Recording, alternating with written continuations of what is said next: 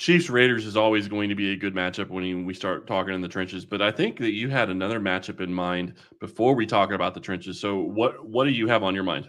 Yeah, I'm really intrigued by Brock Bowers, who's been a stud rookie for the Raiders, tight end. He's really a wide receiver in a tight end's body, and anyone in Kansas City knows all about that. They've got one that's pretty good named Travis Kelce, right? Well, Brock Yep. Bowers is fantastic. He's been everything that he's been cracked up to be, and then some, right? And he's the leading weapon for the Raiders, especially since they traded Devontae Adams. I just want to see how he does against a Steve Spagnuolo-led defense, because Spags has done a fantastic job. Every time Antonio Pierce talks about him, he gives him nothing but praise. Obviously, he's very familiar with them from his time with the New York Giants, but I want to see how he slows him down. I don't know if Jacoby Myers is going to be available this week. He hasn't been available the last 2 weeks with an ankle injury.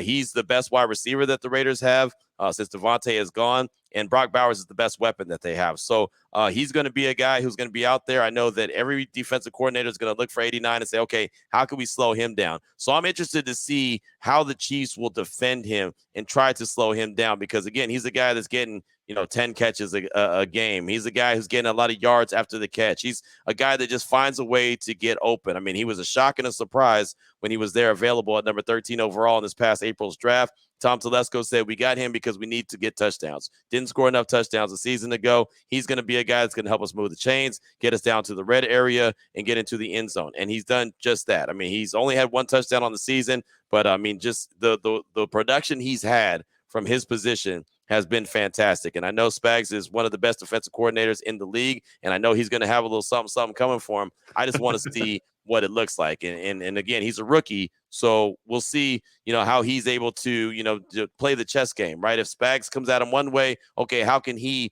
adjust what he's doing and still find a way to get open and make himself available for Gardner Minshew? That's going to be a huge matchup that I look at. Matter of fact, I'm not too sure how they're going to defend him. Do you have any idea of who or what kind of defense they might try to employ against Brock Bowers?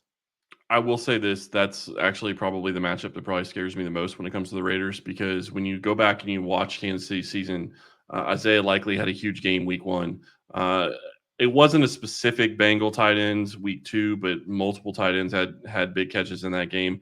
And then we'll skip Atlanta because they don't use Kyle Pitts right, and they never have. I've never understood that. Yeah. So skip Atlanta. But then you get into week 4 and they play the Chargers and, a little bit of tight end.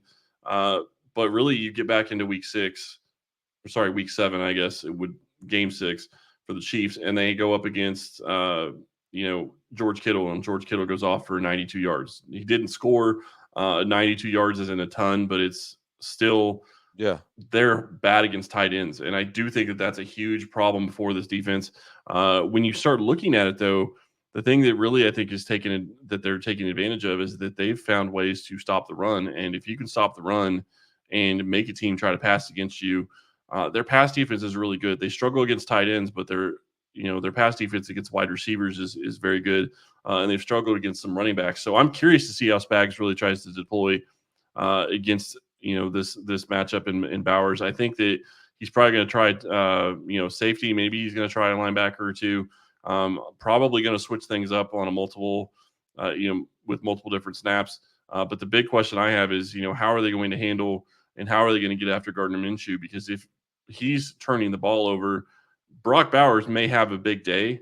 I mean, he could go for 120, 130 yards, but is that really going to matter in the grand scheme of things if Minshew's turning the ball over 3 or 4, 2 or 3 times even?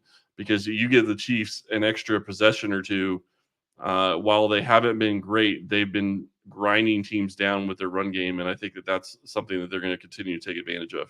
Yeah, no, Minshew can't turn the ball over. I mean, this is a game that he cannot turn the ball over. Like, there has to be a big goose egg in the turnovers for the Raiders. And I hate to say that they have to play a complete clean game to win this game, but they literally have to play a complete clean game to win this game. They're just not good enough. They don't have enough freelance ability to be able to make a few mistakes and say, "Oh, no problem, we'll get them. We'll get that one back." Right? I mean, and you mentioned the run defense of the Chiefs. And the way that they've been doing, how they've been slowing teams down from being able to run the ball. The Raiders struggle to run the ball anyway, right? I mean, they did pretty well last week. They went over 100 yards last week, but that was against the Rams, who were the worst in the league in stopping the run. They also did really well running the ball against the Cleveland Browns. Shocking. They're also not very good at stopping the run. but everyone else, they haven't done good at all. And Yeah. Antonio Pierce wants to run the ball. So you're going to see Alexander Madison. You're going to see Zamir White. You're going to see, Amir Abdullah. But I don't know how good they're going to be. And that kind of goes back to what you said about the trenches,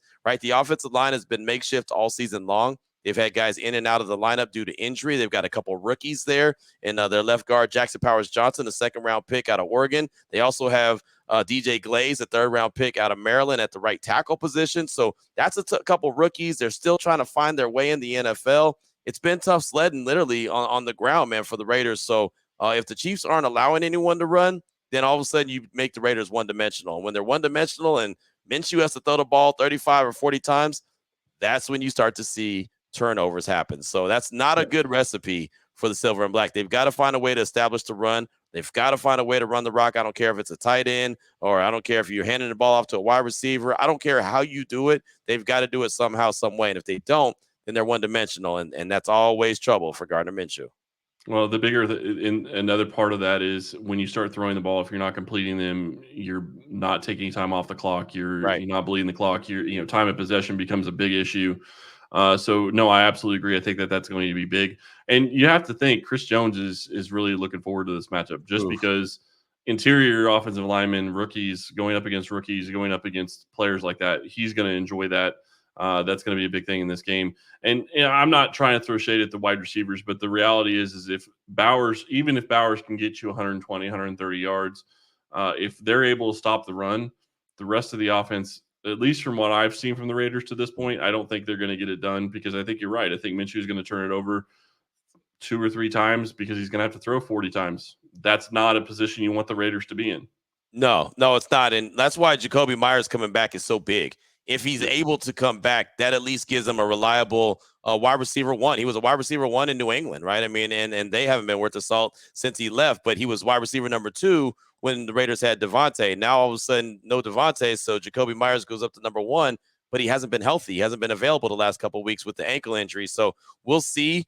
He practiced in a limited capacity on Wednesday. We'll see by Friday if he's a lot better and closer to going. He's huge. He is a huge piece because again, outside of Brock Bowers, if no Jacoby Myers, you have Trey Tucker, and he's got speed, but I don't think he scares anyone. He's not established in the league like that.